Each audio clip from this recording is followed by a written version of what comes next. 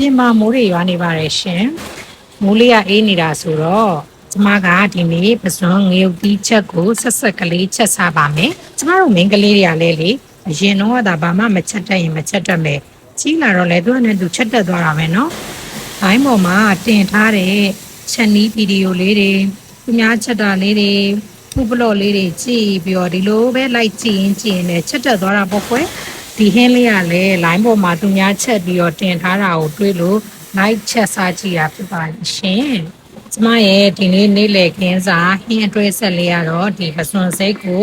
အဆက်ချက်လေးရယ်ပြီးတော့ကြောက်ပြုံသီးနဲ့ချက်ရိုးလေးကိုလည်းချက်ထားပါသေးတယ်အဲ့လေးကတော့အရေးတော့ပေါ့နော်ပြီးကြရင်ကျမအတိုးမြုပ်လေးလည်းဝယ်ခဲ့သေးတယ်အဲ့လေးတွေကတော့ပြီးကြတော့မှအတိုးမြုပ်ပြင်ဆင်မယ်ပေါ့ကွယ်ဒါလေးကလေ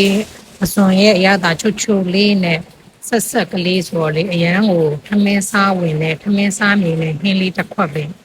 ရန်ကောင်းပါတယ်ရှင်တင်ပေးတဲ့သူတွေလည်းကျေးဇူးပါရှင်